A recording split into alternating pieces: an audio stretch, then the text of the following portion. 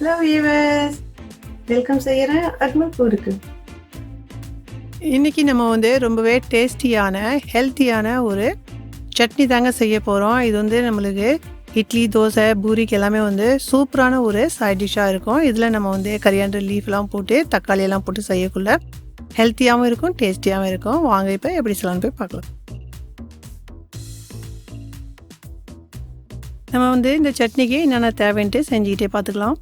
அடுப்பில் பேன் வச்சுருக்கேன். 1 table spoon cooking oil போட்டுக்கலாம். எண்ணெய் நல்லாவே சூடாகட்டும்.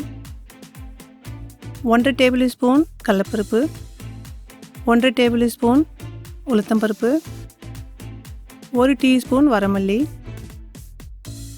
4லேருந்து 5 வரமிளகா, உங்களுக்கு காரத்துக்கு ஏற்ற மாதிரி போட்டுங்க.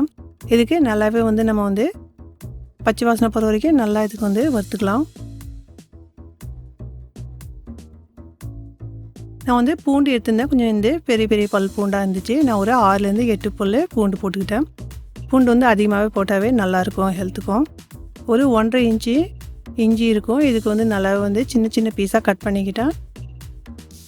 ஒரு 6 நெல்லிக்காய் இருக்கும், அந்த சைஸில் புளி எடுத்துக்கிட்டேன். எல்லாமே நல்லா வதக்கலாம் பச்சை வாசனை போகிற வரைக்கும். இதுக்கு தனியாக எடுத்து வச்சு ஆற வச்சுக்கலாம். அடுப்பில் பேன் வச்சுருக்கிறேன். ஒரு 2 டேபிள் ஸ்பூன் குக்கிங் ஆயில் போட்டுக்கலாம்.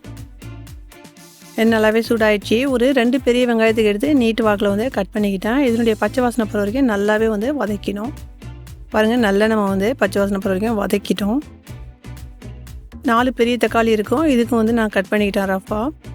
இதில் கொஞ்சமாக நம்ம சால்ட் போட்டுக்கலாம். இது கொஞ்சம் நேரத்துக்கு நம்ம ஒரு 5 நிமிஷத்துக்கு வதக்கலாம்.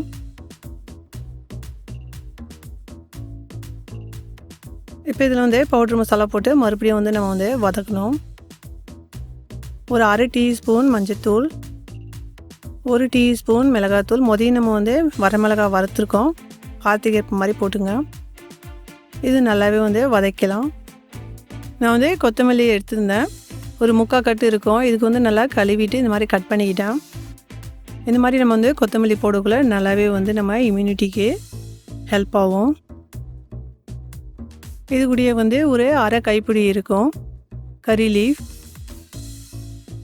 இதுக்கு நல்லா நம்ம போட்டு பச்சை வாசனை போகிற வரைக்கும் நல்லாவே வதக்கிட்டோம். நம்ம வறுத்து எடுத்து வச்சுருந்தோம் இல்லைங்களா, இந்த பருப்பு, மிளகாய் இதெல்லாம் இது மிக்சியில் போட்டு தண்ணி போடாத குறைன்னு அரைச்சிக்கலாம்.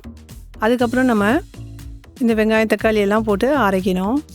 பாருங்கள், நான் அரைச்சிட்டேன். இப்போ உங்களுக்கு காமிச்சிட்ருக்கேன். இந்த மாதிரி நம்ம குறைன்னு அரைச்ச பிறகு அந்த வெங்காயம், தக்காளியெல்லாம் சேர்த்து அரைக்கக்குள்ள எல்லாமே உங்களுக்கு சேர்ந்து நல்லாவே அறுப்புட்டுடும். இதில் நம்ம கருவேப்பிலை, கொத்தமல்லி இதெல்லாம் போடக்குள்ள நம்மளுடைய நோய் எதிர்ப்பு சக்திக்கும் இது ரொம்பவே யூஸ்ஃபுல்லாக இருக்கும். செரிமானமும் நல்லாகும்.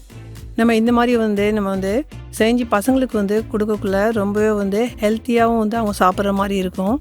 இட்லி, தோசை கூட ரொம்பவே சூட்டபுளான ஒரு சட்னி இருக்குது இது. பாருங்கள், நான் இதில் தாளித்து விட்ருக்கேன். இந்த தாளித்து விடக்குள்ளேயே இதில் கொஞ்சம் நான் பெருங்காயமும் போட்டுக்கிட்டேன். ஏன்னா நம்ம பருப்பெல்லாம் சேர்த்துருக்கிறதால. இந்த ரெசிபி பிடிச்சிருந்துச்சுன்னா மறக்காத ஃபேமிலி அண்ட் ஃப்ரெண்ட்ஸோட ஷேர் பண்ணுங்கள். பக்கத்தில் இருக்க பெல் பட்டனுக்கு ப்ரெஸ் பண்ணிங்கன்னா எந்த ரெசிபி உடனுக்குடன் உங்கள் மொபைலில் அப்டேட் ஆகும். Enjoy food.